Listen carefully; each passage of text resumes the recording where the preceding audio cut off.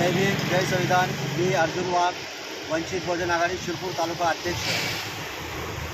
धुळे या ठिकाणी जिल्हा कार्यालयासमोर आंदोलन उपोषण करण्याचं मार्ग उद्दिष्ट असं आहे की 3-4 कोटीचं रुग्णालय बांधूनसुद्धा त्या ठिकाणी बंद आहे, त्या ठिकाणी कोणी डॉक्टर व सुविधा नाही।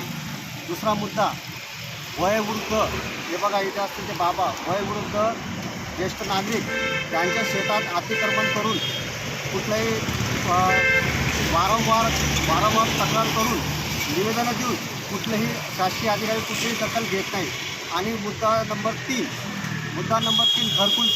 घरकुलाचा मुद्दा असा आहे की घरकुल फक्त कागदावर दिसतं, प्रत्यक्षात ते घरकुल त्यांना दिले गेलेलं नाही। त्याच्यात गट विकास अधिकारी असतील, विस्तार अधिकारी असतील, ग्रामसेवक, ग्रामपंचायत असतील, मी तर आत्तापर्यंत बघितलं होतं की अधिकारी लोक संडासे खाऊन जातात, गटारी खाऊन जातात। पण मी पहिल्यांदा बघितलं की अधिकारी लोकांच्या हक्काचं जे घरकुल मिळतं, जीवनात फक्त एकदा जे घरकुल मिळतं ते सुद्धा खाऊन गेलेले आहेत। असे बरेचसे मुद्दे, वाळूचा मुद्दा आहे। वाळू शिंदखेडा तालुक्यामध्ये त्यांच्या वाळूचा ठेका असतो, तो ठेकेदार शिंदखेडाच्या त्याची हद्दीची लिस्ट त्याला दिलेली असते भाड्याने, ते सोडून शिरपूर तालुक्यात येऊन मसुलाची चोरी करतो।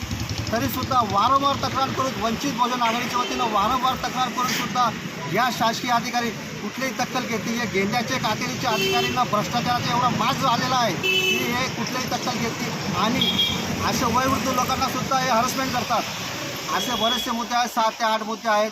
आणि बांधकाम विभाग सार्वजनिक बांधकाम विभाग क्रमांक 1, क्रमांक 2 शिरपूर या ठिकाणी रस्त्यांचे कामात निकृष्ट दर्जाचं काम, ठेकेदारांना पाठीशी घालून भरपूर भ्रष्टाचार, असे अनेक मुद्दे आहेत।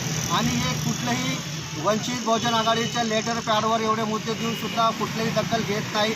आणि शिरपूर तालुक्यामध्ये एवढा भ्रष्टाचार आहे, अधिकाऱ्यांना एवढा भ्रष्टाचार माज आलेला आहे, गेंड्याचे कातडीचे अधिकारी आहेत, कुठली दखल घेत नाही। त्यासाठी या धुळे जिल्ह्यामध्ये आम्ही आमरण उपोषणाचा आम्ही निर्णय घेतलेला आहे। ही वेळ आली नसती, पण अधिकाऱ्यांनी जर आपलं कर्तृत्वावर कसूरवार केली नसती तर हे आज वेळ आम्हाला उपोषणाची आली नसती। हे अधिकारी सर्व भ्रष्ट अधिकारी आहेत, यांच्या विरुद्ध आम्ही एलिगेशन केलेलं आहे। तर आम्हाला लवकरात लवकर न्याय मिळावा हीच आमची शासनाकडे मागणी आहे। वंचित बहुजन आघाडीच्या